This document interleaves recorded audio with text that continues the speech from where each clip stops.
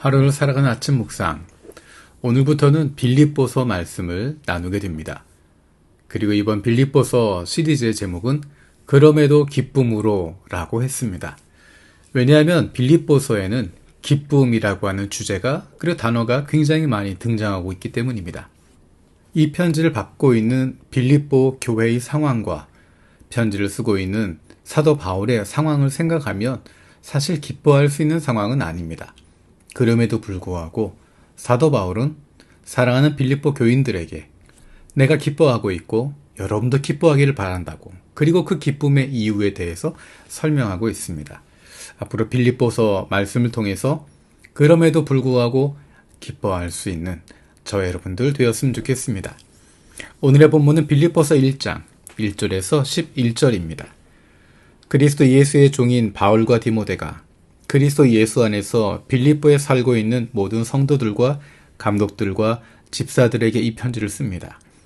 하나님 우리 아버지와 주 예수 그리스도께서 내려주시는 은혜와 평화가 여러분에게 있기를 빕니다. 나는 여러분을 생각할 때마다 나의 하나님께 감사드립니다. 내가 길도할 때마다 여러분 모두를 위하여 늘 기쁜 마음으로 간구합니다. 여러분이 첫날부터 지금까지 복음을 전하는 일에 동참하고 있기 때문입니다. 선한 일을 여러분 가운데서 시작하신 분께서 그리스도 예수의 날까지 그 일을 완성하시리라고 나는 확신합니다. 내가 여러분 모두를 이렇게 생각하는 것은 나로서는 당연한 일입니다. 내가 여러분을 내 마음에 간직하고 있기 때문입니다. 여러분 모두는 내가 갇혀 있을 때나 복음을 변호하고 입증할 때 내가 받은 은혜에 동참한 사람들입니다. 내가 그리스도 예수의 심정으로 여러분 모두를 얼마나 그리워하고 있는지를 하나님께서 증언하여 주십니다. 내가 기도하는 것은 여러분의 사랑이 지식과 모든 통찰력으로 더욱더 풍성하게 되어서 여러분이 가장 좋은 것이 무엇인가를 분별할 줄 알게 되는 것입니다. 그리하여 여러분이 그리스도의 날까지 순결하고 흠이 없이 지내며 예수 그리스도께서 주시는 의의 열매로 가득 차서 하나님께 영광과 찬양을 드리게 되기를 나는 기도합니다. 아멘. 빌립보서는 편지입니다. 빌립보에 있는 교인들에게 보내고 있는, 빌립보 교회에 보내고 있는 사도 바울의 편지입니다. 1장 1절 2절을 보면 굉장히 독특한 부분을 발견하게 됩니다. 사도 바울은 그의 편지에서 내가 사도라고 하는 것을 증명하는 여러 가지 표현들을 많이 사용합니다. 그런데 오늘의 본문에서는 그냥 그리스도 예수의 종인 바울과 디모데라고 이야기합니다. 또 편지를 받는 사람들에 대해서도 특별히 빌립보에 살고 있는 모든 성도들과 감독들과 집사들에게 이 편지를 씁니다. 굉장히 가까운 느낌을 더 많이 표현하고 있습니다. 빌립보에 있는 교인들과 구체적으로 가깝다라는 표현을 주고 있습니다. 그래서 사도 바울은 그들을 향해서 내가 여러분을 품고 있습니다. 여러분을 내 마음에 간직하고 있습니다. 라고 이야기합니다. 사도 바울이 얼마나 빌립보 교인들을 사랑하고 있는지, 얼마나 그들을 보고 싶어 하는지를 알 수 있습니다.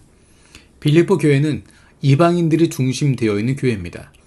사도 바울이 개척했습니다. 그리고 그것을 섬기게 되었습니다. 그런데 재미있는 것은 사도 바울은 자신이 개척했고 자신이 중심되고 어쩌면 자신이 주권을 누릴 수 있는 교회임에도 불구하고 다른 사람들은 높여주고 있습니다.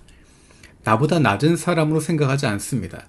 너희들은 내 제자야, 너희들은 내 성도야, 너희들은 내 밑에 있는 사람들이야 라고 하는 것이 아니라 오히려 자신을 더 낮추면서 빌립보 교인들을 높여주고 있습니다. 높인다고 하는 것은 단순히 말로만 높이는 것이 아니라 실제로 그들을 하나님 안에서 동역자로 받아들이고 있습니다. 그래서 오늘 본문에 반복되고 있는 단어가 동참이라고 하는 것입니다. 복음 전하는 일에 동참하고 있습니다. 내가 받은 은혜에 동참하고 있습니다. 나의 사역에 함께하고 있는, 나와 함께하는 동역자라고 이야기하는 것입니다. 그들을 향한 그리움이 사도 바울의 편지에 묻어나고 있습니다. 하나님께서 나에게 주신 동역자들은 어떤 사람이 있을까? 내가 전도한 사람일 수도 있고, 나를 전도해 준 사람일 수도 있고, 신앙을 주고받는 사람일 수도 있고, 어떤 관계라고 하더라도 그 안에 예수 그리스도가 중심되어져 있을 때 우리는 그 관계를 동역의 관계라고 말할 수 있습니다. 일 때문에 동역하는 것이 아니라 하나님 때문에, 예수 그리스도 때문에 함께하는 것입니다. 동역이라고 표현하는 것은 누가 더 높다, 누가 더 아래다, 누가 먼저다, 누가 나중이다, 그것이 중요하지 않다는 의미로 동역이라고 하는 것입니다. 우리 모두는 하나님의 일에 동참하고 있는 사람들입니다. 우리를 불러주신 시기가 다르고, 우리를 불러주신 영역이 다르고, 우리를 불러주셔서 맡겨주신 사역들이 다른 것뿐이지. 우리 모두는 하나님의 사랑받는 자녀로 부르심을 받았고, 우리가 그분 안에서 영원한 생명을 누리고 있습니다. 그렇기 때문에 우리는 서로를 향해서 동역자라고 부를 수 있습니다. 수직적인 관계가 아니라 수평적인 관계를 가질 수 있는 것입니다. 지금 사도 바울은 감옥에 갇혀 있습니다.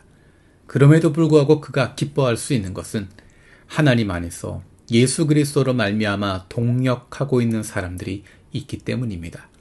가장 힘들고 어려운 순간에 기억나는 사람들, 나를 위해서 기도해 줄 것이라고 분명히 확신할 수 있는 사람들, 그리고 내가 마음속에 품고 늘 기도해 주고 있는 사람들, 그들이 바로 동역자이고, 그들로 말미암아 내게 주어진 상황은 힘들고 어렵지만, 외롭지만 그럼에도 불구하고 기뻐할 수 있게 되는 것입니다.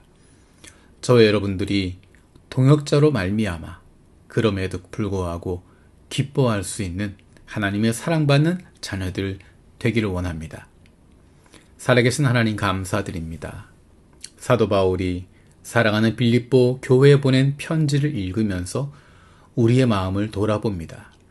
사도 바울이 힘들고 어려운 상황 가운데서도 사랑하는 빌립보 교우들로 말미암아 기뻐할 수 있었던 것처럼, 그럼에도 불구하고 기뻐할 수 있었던 것처럼 하나님께서 내게 주신 귀한 동역자들로 말미암아 그럼에도 기뻐할 수 있는 복을 누리게 하여 주옵소서.